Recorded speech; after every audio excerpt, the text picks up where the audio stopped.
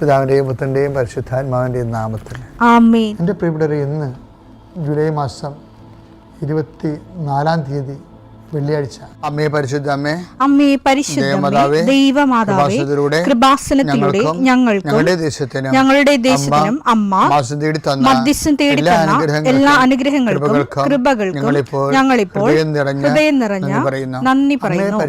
അമ്മേ പരിശുദ്ധമ്മേ ദൈവമാതാവേ, 2004 ഡിസംബർ 7 ഉച്ചകഴിഞ്ഞ് 2:30 കൃപാസനത്തിൽ സംഭവിച്ച അമ്മയുടെ പ്രത്യക്ഷപ്പെടലിനെ കുറിച്ച് തിരുസഭയ്ക്ക് സമർപ്പിച്ചിരിക്കുന്ന പഠനരേഖകളുടെ മേൽ സഭാത്മകമായ പഠനം ആരംഭിക്കുവാൻ ഞങ്ങൾ പ്രാർത്ഥിക്കുന്നു. അമ്മേ പരിശുദ്ധമേ, ഭൂസ്വർലോകങ്ങളുടെ രാജ്ഞിയായ അങ്ങേയ്ക്ക് ഭൗമസംരക്ഷണത്തിനായി പ്രപഞ്ചപ്രകൃതിയെ തന്നെ തിരുസഭ പ്രതിഷ്ഠിക്കുവാൻ ഈ പ്രത്യക്ഷീകരണം വഴി ഇടയാക്കണമേ. പരിശുദ്ധമേ, ജപമാല മാതാവേ, സകല കൃപാസനം പ്രാർത്ഥനയോടും ചേർത്ത് ഞങ്ങളിപ്പോൾ പ്രാർത്ഥിക്കുന്ന ഈ കുടുംബത്തിന്റെ പ്രത്യേക നിയോഗം പറ മക്കളെ.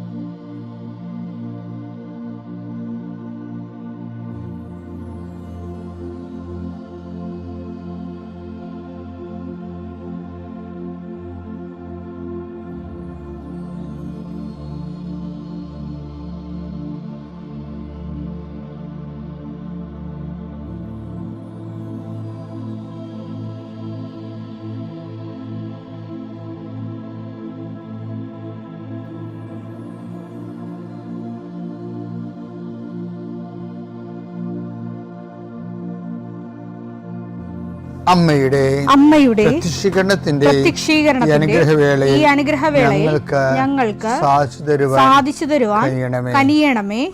ആമേൻ. വിശ്വാസ പ്രമാണം. സർവശക്തനായ പിതാവും ആകാശത്തിന്റെയും ഭൂമിയുടെയും സൃഷ്ടാവുമായ ദൈവത്തിൽ ഞാൻ വിശ്വസിക്കുന്നു. അവിടുത്തെ ഏകപുത്രനും ഞങ്ങളുടെ കർത്താവുമായ ഈശോമിശിഹായിലും ഞാൻ വിശ്വസിക്കുന്നു. ഈ പുത്രൻ പരിശുദ്ധാത്മാവിനാൽ ഗർഭസ്ഥനായി കന്യകാമറിയത്തിൽ നിന്ന് പിറന്ന് പൊന്തിയോസ് പീലാത്തോസിന്റെ കാലത്ത് പീഡകൾ സഹിച്ച് കുരിശിൽ തറയ്ക്കപ്പെട്ട് മരിച്ച് അടക്കപ്പെട്ട് പാതാളങ്ങളിൽ ഇറങ്ങി മരിച്ചവരുടെ ഇടയിൽ നിന്ന് 3-ാം നാൾ ഉയർത്ത് സ്വർഗത്തിലേക്ക് എഴുന്നള്ളി സർവശക്തിയുള്ള പിതാവായ ദൈവത്തിന്റെ വലതുഭാഗത്തിരിക്കുന്നു. അവിടെ നിന്ന് ജീവിക്കുന്നവരെയും മരിച്ചവരെയും വിധിക്കുവാൻ വരുമെന്നും ഞാൻ വിശ്വസിക്കുന്നു. പരിശുദ്ധാത്മാവിലും ഞാൻ വിശ്വസിക്കുന്നു. വിശുദ്ധ കത്തോലിക്കാ സഭയിലും പുണ്യവാന്മാരുടെ ഐക്യത്തിലും പാപങ്ങളുടെ മോചനത്തിലും ശരീരത്തിന്റെ ഉയർപ്പിലും നിത്യമായ ജീവിതത്തിലും ഞാൻ വിശ്വസിക്കുന്നു. ആമേൻ. സ്വർഗ്ഗസ്ഥനായ ഞങ്ങളുടെ പിതാവേ, അങ്ങയുടെ നാമം പൂജിതമാകണമേ. അങ്ങയുടെ രാജ്യം വരണമേ. അങ്ങയുടെ തിരുമനസ് സ്വർഗത്തിലെ പോലെ ഭൂമിയിലും ആകണമേ. അന്നു വേണ്ടുന്ന ആഹാരം ഇന്ന് ഞങ്ങൾക്ക് തരണമേ. ഞങ്ങളോട് തെറ്റ് ചെയ്യുന്നവരോട് ഞങ്ങൾ ക്ഷമിക്കുന്നത് പോലെ ഞങ്ങളുടെ തെറ്റുകൾ ഞങ്ങളോടും ക്ഷമിക്കണമേ. ഞങ്ങളെ പ്രലോഭനത്തിൽ ഉൾപ്പെടുത്തരുതേ, തിന്മയിൽ ഞങ്ങൾ രക്ഷിക്കണമേ. ആമേൻ. നന്മ നിറഞ്ഞ മറിയമേ, സ്വസ്തി. കർത്താവ് അങ്ങയുടെ കൂടെ സ്ത്രീകളിൽ അങ്ങ് അനുഗ്രഹിക്കപ്പെട്ടവളാകുന്നു. അങ്ങയുടെ ഉദരത്തിൻ ഫലമായി ഈശോ അനുഗ്രഹിക്കപ്പെട്ടവനാകുന്നു.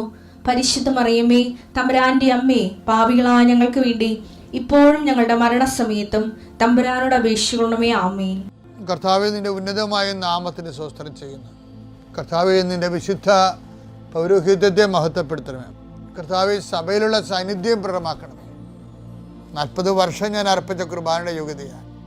കുമാസാൾത്താരെ ജീവനോടെ പ്രത്യക്ഷപ്പെട്ട പരിശുദ്ധമ്മയുടെ പ്രത്യക്ഷീകരണത്തിന് സ്ഥിരീകരണത്തിനായി അങ്ങയുടെ മക്കൾ ഇന്ന് അഭിമുഖിക്കുന്ന എല്ലാ വിഷയത്തിൻ്റെ മേലും സഞ്ചാരി മാതാവേ, സമയത്തിൻ്റെ അധികാരി അമ്മയുടെ പ്രത്യേകമായ സാന്നിധ്യം ഉണ്ടായിക്കൊണ്ട് കർത്താവേ, ഞങ്ങളുടെ കഴിവ് കൊണ്ടല്ല, അങ്ങയുടെ കൃപ കൊണ്ടാണ് അങ്ങയുടെ മക്കൾ എവിടെയെല്ലാം യാത്ര ചെല്ലുന്നുവോ, ഏതെല്ലാം പരീക്ഷ എഴുതുന്നുവോ, ഏതെല്ലാം പക്ഷേ റിസൾട്ട് കാത്തിരിക്കുന്നുവോ, ഓരോ വിഷയത്തിനും മനസ്സ് ബന്ധു നേറിക്കൊണ്ട് കാത്തിരിക്കുന്ന സഹായം പ്രതീക്ഷിക്കുന്ന ഓരോ സ്ഥലങ്ങളെയും കർത്താവേ, അത് നഷ്ടപ്പെട്ടു പോകാതെ അവർക്ക് കിട്ടാനും അവർക്ക് അനുഭവവേദ്യമാക്കാനും കർത്താവെ സഹായിക്കണമേ എന്ന് പ്രാർത്ഥിക്കുന്നു.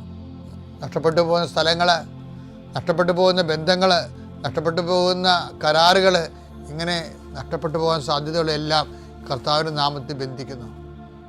ഓരോ സ്ഥലവും ഓരോ വിഷയത്തെ നീ ആസ്പദമായിക്കൊണ്ട് അതിനെ അധികരിച്ചുകൊണ്ട് ഓരോ വിഷയത്തിൻ്റെ മേലും നീ ആഗ്രഹം അവലംബിച്ചുകൊണ്ട് അത് ഓരോ ഡേറ്റും ഓരോ നീ പ്രത്യാശയോടെ കാത്തിരിക്കുന്ന ചില വ്യക്തികളുടെ വരവ്, പ്രത്യാശയോടെ കാത്തിരിക്കുന്ന ചില ഓഫറുകൾ, പ്രത്യാശയോടെ കാത്തിരിക്കുന്ന ചില തീയതികൾ എല്ലാം എൻ്റെ ദൈവവേദനെ നിനക്ക് അനുഗ്രഹമായി മാറട്ടെ. അതിനെതിരെ വരുന്ന എല്ലാ തിന്മയുടെ ശക്തികളെയും ഈശോയുടെ നാമത്തിൽ ഞാൻ ബന്ധിച്ചു കർത്താവിനെ കാൽക്കീഴിലാക്കുന്നു. കർത്താവെ, രോഗികളെ, പീഡിതരെ, കുടുംബസമാധാനം ഇല്ലാത്തവരെ, വിദേശ യാത്ര ചെയ്യുന്നവരെ, കർത്താവെ അവരെല്ലാം നീ ആശീർവദിക്കണമെന്ന് പ്രാർത്ഥിക്കുന്നു. എൻ്റെ കർത്താവിൻ്റെ ഉന്നതമായ നാമത്തിൽ സഭയുടെ അധികാരത്തിൽ കുരിശിൻ്റെ അടയാളത്തിൽ ഉപരി പഠനത്തിന് വേണ്ടി ചിന്തിക്കുന്നവരും ആലോചിക്കുന്നതും അതിനുവേണ്ടി പരിശ്രമിക്കുന്നവരും അവരുടെ കഴിവിനേക്കാൾ കൂടി ദൈവത്തിൻ്റെ കൃപയാൽ അവർ ചെന്നെത്തേണ്ട ഇടത്ത് അവരെ എത്തിക്കാൻ വേണ്ടി പരിശുദ്ധമ്മ ദൈവമാതാവിൻ്റെ മധ്യസ്ഥ പ്രാർത്ഥിക്കുന്നു. പിതാപുത്രൻ പരിശുദ്ധാത്മാവായ സർവേശ്വരെ നീക്കുവാൻ. എൻ്റെ പ്രിയപ്പെട്ടവരെ, പണ്ട് ഷാലൂമിൽ നിന്ന് 2 ഡോക്ടർമാരെ എന്നെ കാണാൻ വന്നിരുന്നു. അവരുടെ പ്രശ്നം അവർക്ക് മക്കളില്ലാതാണ് അവസ്ഥ. അപ്പം ഞാൻ അവരുമായിട്ട് കുറേ നേരം ഇരുന്ന് പ്രാർത്ഥിച്ചു. അപ്പോൾ ഞാൻ നോക്കിയിട്ട് ഇവർക്ക് സാധാരണ ലെവലിൽ മക്കളെ കിട്ടാനുള്ള സാധ്യത ഇല്ലാത്ത സൂചനയാണ് എനിക്ക് കിട്ടിയത്. അപ്പം ഞാനിവരെ ടെസ്റ്റ് ചെയ്യാൻ വേണ്ടി ചോദിച്ച് ഇത് വേറെ മാർഗ്ഗങ്ങൾ അന്വേഷിക്കേണ്ടി വരുന്നതാണ് തോന്നണമെന്ന് പറഞ്ഞു. അപ്പം തന്നെ അതായത് IVF പോലെയുള്ള മാർഗ്ഗങ്ങൾ ഇവർ ചുമ്മാ പറഞ്ഞേ. അപ്പം തന്നെ ഇവർ എഴുന്നേറ്റ് എന്താ കാര്യത്തിന്, അതായത് അവർ ഡോക്ടർമാരല്ലേ, അവർക്കറിയാവത്. അവരെ അങ്ങനെയുള്ള കൃത്രിമ മാർഗ്ഗങ്ങൾ ഉപയോഗിക്കാൻ ദേ ആർ നോട്ട് റെഡി. അതിൻ്റെ കാരണം വെച്ച് കഴിഞ്ഞാൽ അവർ അത്രയ്ക്ക് ബ്ലെസ്ഡ് ആയിരുന്നു അവർ. അപ്പോൾ അവർക്കിട്ട 2 കുഞ്ഞുങ്ങളെക്കാളും അവർ പ്രാധാന്യം കൊടുത്തത് എന്താണ്, അവർ നിലനിൽക്കുന്ന ഒരു കൃപയുടെ സ്റ്റാറ്റസ് ഉണ്ട്. കൃപയുടെ സ്റ്റാറ്റസ് ഈ കൃപയുടെ സ്റ്റാറ്റസ് നിലനിൽക്കുന്നുള്ള കാലം ഇനിയിപ്പോൾ സ്വാഭാവിക മാർഗത്തിലൂടെ കുഞ്ഞുങ്ങളെ കിട്ടിയില്ലെങ്കിൽ അതിനേക്കാൾ വലുത് അവിടെ കൃപയാണെന്നുള്ള ആന്തരിക ബോധ്യങ്ങൾ കൊടുത്തതുകൊണ്ട് കുഞ്ഞുങ്ങളില്ലാത്തതിൻ്റെ കൂടുതൽ മോശമായ ഒരു സങ്കടമൊന്നും അവർക്കില്ല. അപ്പോൾ അവിടെ എനിക്കുള്ളത് അങ്ങനെ ഒരു സിറ്റുവേഷൻ അവർ വിശ്വാസവും ആത്മീയതയും കൊണ്ട് കൃപ നിറഞ്ഞുകൊണ്ട് അങ്ങനെയുള്ള സിറ്റുവേഷനെ വിജയിച്ചു എന്നാണ് എൻ്റെ അർത്ഥം. മക്കളില്ല എന്നുണ്ടെങ്കിലും അവർ കൃപ അതിനേക്കാൾ വലിയ ഒരു അപ്പോൾ ഈശോ തന്നെ പറഞ്ഞില്ലേ, കേൾക്കാൻ ചെവിയുള്ളവൻ കേൾക്കട്ടെ എന്ന് പറഞ്ഞില്ലേ. ഒന്ന് വായിച്ചത് മർക്കോസ് 4:9. മർക്കോസ് 4:9. അവൻ പറഞ്ഞു കേൾക്കാൻ ചെവിയുള്ളവൻ കേൾക്കട്ടെ. കേൾക്കാൻ ചെവിയുള്ളവൻ കേൾക്കട്ടെ എന്ന് വെച്ച് കഴിഞ്ഞാൽ കേൾക്കാൻ വേണ്ടിയുള്ള വരപ്രസാദമുള്ളതെന്ന് അർത്ഥം. കേൾക്കാൻ കൃപയുള്ളവനെന്നാണ് പറയണത്. ആ വചനം ബൈബിൾ എന്ന് പറഞ്ഞാൽ ഭയങ്കര രസമാണ്. ഇപ്പം നമ്മൾ കേൾക്കാൻ ചെവിയുള്ളതെന്ന് പറയുമ്പോൾ നിങ്ങളവർക്ക് എനിക്ക് 2 ചെവി ഉണ്ടല്ലോ, എനിക്ക് കേൾക്കുറവൊന്നുമില്ലല്ലോ, ഇങ്ങനെ അടിച്ചു നോക്കിയിട്ടുള്ള കാര്യമുണ്ട്. 2 ചെവിയുണ്ട്, അതല്ല ഈശോ ഉദ്ദേശിക്കുന്നത്. കേൾക്കാൻ കൃപയുള്ളവൻ കേൾക്കട്ടെ.